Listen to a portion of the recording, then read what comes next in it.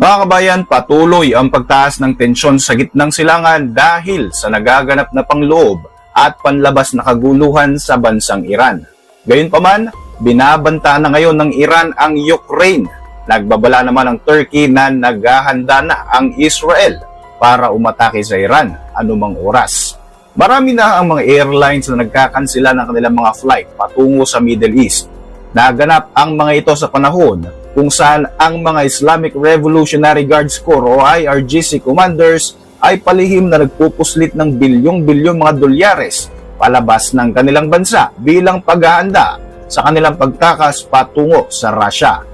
Mabilis na lumalawak ngayon ang giyera at posibleng ang sumiklab na ito sa mga susunod na araw. Ako po si Roy Z and welcome sa Kien Thoughts. Kung hilig mo ang mga ganitong uri ng videos, mag-like at mag-subscribe para lagi kang updated sa ating mga susunod na uploads. Sa isinagawang speech ni Ukrainian President Vladimir Zelensky sa World Economic Forum sa Davos, Switzerland, lantaran ang ginawa niyang pagbatikos sa Iran at sa leadership nito. Hindi ito isang diplomatikong pahayag kundi isang direktang pag-atake. Ayon kay Zelensky, ang madugong pag-crackdown ng Iran sa mga nagpo-protesta laban sa Islamic Republic ay nagpapakita lamang na handang pumatay ng libo-libong mga sibilyan ang Iranian leadership basta manatili lamang ito sa kapangyarihan.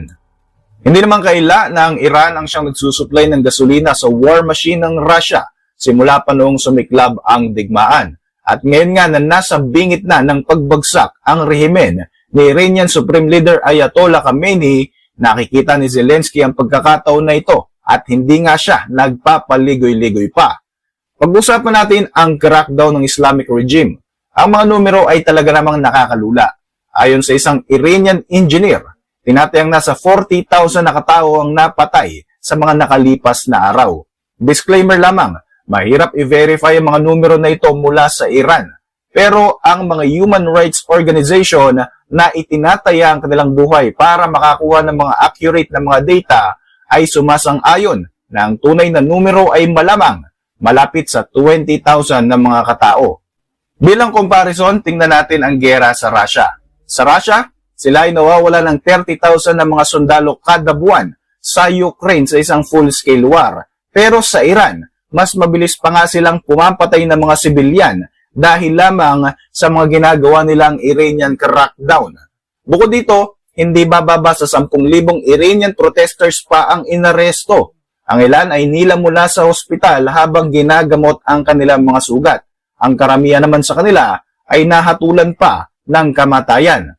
Ang paratang, ayon kay Ayatollah, sila ay kaaway ng Diyos at sa ilalim ng Sharia law, walang trial, walang defense at walang appeal. Kailangan silang mabitay sa lalong madaling panahon. Alam nating may mga pinapatay na dito sa Iran sa mga nagaganap nga nitong mga nakalipas na araw.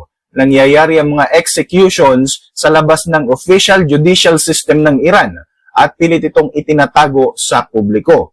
Sabi ni US President Donald Trump, mayroong 837 na nakalinya na posibleng bibitayin sana nitong Huwebes. Pero binalaan niya ang Iran na kapag ginawa nila ang karumal-dumal na krimen na ito, ay sisiguraduhin ng Amerika na hindi magugustuhan ng Iranian leadership ang kanilang mga susunod na hakbang.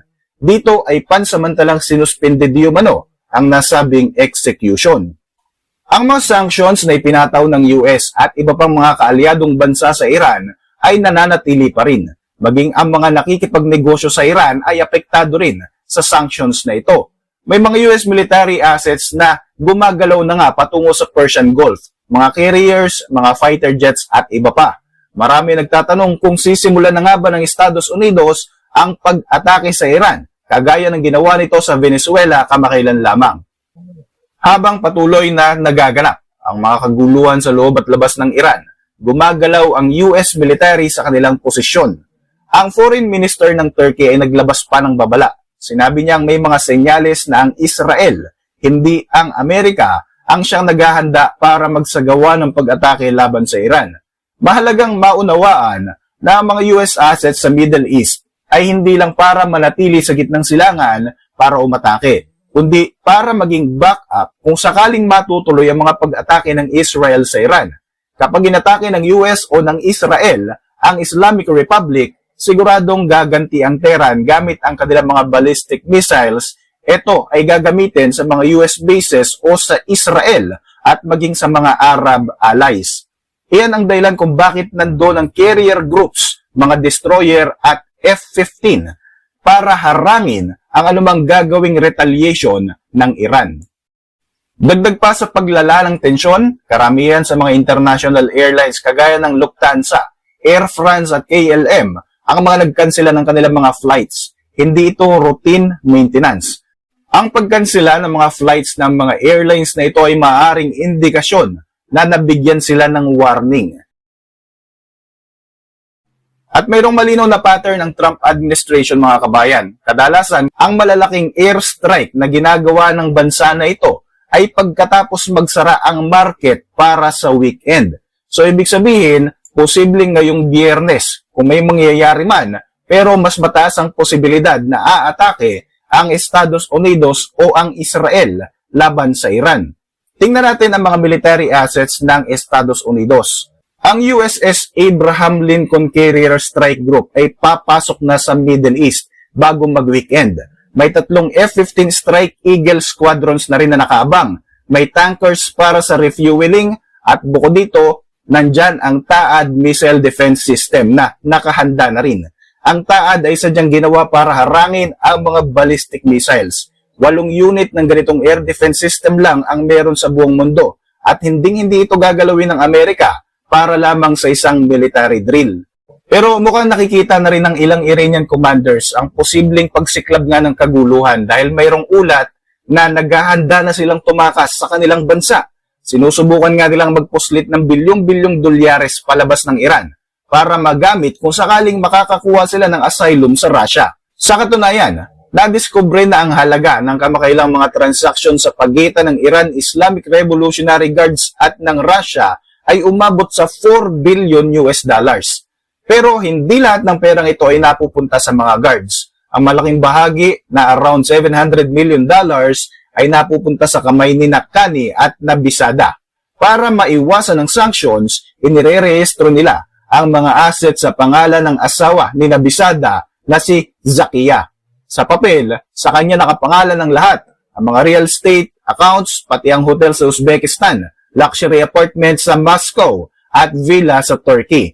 Hindi lang ito corruption, ipinapakita rito ang realidad na pati ang mga senior figures ng rehimen ay alam na kailangan na nilang maghanda para sa kanilang kinabukasan sakaling sumiklab ang all-out war ng Iran laban sa US at Israel. Habang tumataas ang presensya ng US military sa Middle East, isang internal na diskusyon ang nagaganap sa loob ng rehimen. Ang paglipat ng kapangyarihan mula sa isang religious leader tungo sa isang military strongman o ang tinatawag na Napoleon Bonaparte option. Ang kasalukuyang supreme leader sa edad na 85 years old ay nahaharap sa 3 pangunahing banta sa mga sumusunod. Ang number 1, economic implosion, ang 60% inflation rate. Sa kasalukuyan, ang Iran ay nasa gitna ng tinatawag na economic debt spiral. Ayon sa mga huling ulat, ang inflation rate sa bansa ay pumalo na sa 60%. Ibig sabihin nito, ang halaga ng bilihin ay dumoble sa loob lamang ng 12 buwan, habang ang halaga ng Iranian rial ay patuloy na bumubulusok pababa. Hindi ito simpleng pagtaas ng presyo. Ito ay isang systemic failure. Upang hindi tuluyang gumuho ang kanilang banking system, ang Central Bank ng Iran ay napipilitang mag-imprenta ng bilyong-bilyong halaga ng pera kada linggo bilang emergency loan sa mga lokal na mga bangko. Ang resulta, isang liquidity trap kung saan ang bawat pisong inilalabas ng gobyerno ay lalong nagpapalala sa hirap na dinaranas ng 92 milyon na Iranian citizens. Ang savings ng mga ordinaryong Iranian ay bigla na lang naglalaho at ang purchasing power ng bansa ay nasa pinakamababang antas sa kasaysayan ng Islamic Republic. Ang internal security ng Iran ay nahaharap sa pinakamatinding hamon sa loob ng halos 50 taon. Ang mga serye ng protesta, na nasa saksiyan natin ngayon ay hindi lamang nakatuon sa iisang issue. Ito ay isang malawakang pag-aalsa ng iba't ibang mga sektor, mula sa mga estudyante, manggagawa hanggang sa mga profesional. Ayon sa mga report, mahigit 18,400 katao ang nakadetain at libo-libo na rin ang namamatay dahil sa engkwentrong ito sa kalsada. Ang kaibahan nito sa mga nakaraang kilos protesta ay ang paglahok ng mga kabataang Gen Z na wala ng takot sa security apparatus ng rehimen. Ang gobyerno ay tumutugon sa pamamagitan ng internet shutdowns at matinding surveillance. Ngunit ang discontent ay hindi na lamang politikal. Ito ay existential. Ang mga mamamayan ay umihiling ng transition mula sa theocratic rule patungo sa isang democratic at free society. Habang tumataas naman ang banta ng external strike mula sa ibang bansa, lumulutang ang issue ng military weakness sa loob ng Iran. Ang tradisyonal na chain of command ay nakakaranas ng pressure dahil sa agwat ng religious leadership at ng aktual na operasyon ng sandataang lakas. Itong dahilan kung bakit lumalakas ang usapin tungkol sa Napoleon option. Ang IRGC o Islamic Revolutionary Guards Corps ay hindi lamang isang military force. Sila ay isang business empire na kontrolado ang langis, construction at telecommunications ng bansa. Upang mapanatili ang disiplina at maiwasan ang mutiny sa loob ng military, kailangan ng isang leader na may direktang impluwensya at koneksyon sa IRGC. Ang transition mula sa isang matandang religious leader patungo sa isang military strongman ay nakikita ng marami bilang tanging paraan upang hindi tuluyang magkawatak-watak ang depensa ng bansa sa gitna ng banta ng digmaan. Sino nga ba ang mga posibleng magsagawa ng pag-atake at pag-target kay Ayatollah Khamenei? Base sa impormasyon ng US military build-up at strategic tension sa Middle East, narito ang mga pinaniniwalaan na may kapasidad at motivation para targetin ang Iranian leadership. Ang US ang pangunahing bansa na may kakayahang magsagawa ng ganitong uri ng strike dahil sa kanilang CENTCOM or Central Command Asset na nasa rehiyon. Nandyan ang carrier strike groups katulad ng USS Abraham Lincoln na pumasok sa CENTCOM waters. Ang mga aircraft carriers na ito ay may dalang mga stealth fighter aircraft katulad ng F-35 na kayang pumasok sa airspace ng Iran nang hindi agad na detect. Nandyan din ang mga precision weapons. Ang US ay gumagamit ng mga drones katulad ng MQ-9 Reaper at mga cruise missiles para sa mga target na high-value individuals. Matatandaan na ang US ang nagsagawa ng strike laban kay Iranian General Qasem Soleimani noong 2020. Ikalawa, ang Israel. Para sa Jewish state, ang nuclear program ng Iran ay isang existential threat. Gayunpaman, hindi naman maitatanggi na sila ay mayroong air superiority. Ang Israel ay may mahabang kasanayan at kasaysayan ng mga operasyon sa loob mismo ng Iran. Sila ang pinaghihinalaang nasa likod ng mga assassination ng mga Iranian nuclear scientists at ang mga cyber attacks sa mga pasilidad ng Iran. Nandiyan din ang kanilang intelligence network. Ang Mossad Intelligence Agency ng Israel ay kilala sa pagkakaroon ng malalim na network sa loob mismo ng Iranian leadership. Ito ay critical para sa isang decapitation strike upang matukoy ang eksaktong lokasyon ng Supreme Leader o ng mga IRGC commanders. Ang ikatlo, ang napag-usapan natin, ang internal decapitation o ang kudita. Hindi naman malabo na ang decapitation strike ay magaganap sa loob mismo ng Iranian leadership. Nandyan ang posibleng IRGC takeover. Maaaring mangyari ang isang internal strike kung saan ang mga military strongman sa loob mismo ng Iran, tulad ng mga dating IRGC commanders, ay magdesisyon na patalsikin ang Supreme Leader upang isalba ang buong sistema mula sa economic collapse. Ang logic sa likod ng decapitation strike ay ang paniniwalang kapag nawala ang Supreme Leader, magkakawatak-watak ang military at susuko ang bansa. Ngunit ayon sa mga experts, ito ay mapanganib dahil maaari itong magresulta sa power vacuum o mas malalang kaguluhan kagaya ng nasaksihan natin sa Iraq at sa Libya. Ito ang pangunahing dahilan kung bakit inactivate ng Iran ang kanilang Plan B ang pagbibigay ng kapangyarihan sa 31 provinces upang manatili ang takbo ng gobyerno kahit wala na ang ulo sa Tehran. Pero mukhang nakikita na rin ng ilang Iranian commanders ang posibleng pagsiklab nga ng kaguluhan dahil mayroong ulat na naghahanda na silang tumakas sa kanilang bansa. Sinusubukan nga nilang magpuslit ng bilyong-bilyong dolyares palabas ng Iran para magamit kung sakaling makakakuha sila ng asylum sa Russia. Sa katunayan, nadiskubre na ang halaga ng kamakailang mga transaksyon sa pagitan ng Iran Islamic Revolutionary Guards at ng Russia ay umabot sa 4 billion US dollars. Pero hindi lahat ng perang ito ay napupunta sa mga guards. Ang malaking bahagi na around $700 million ay napupunta sa kamay ni Nakhani at Nabisada.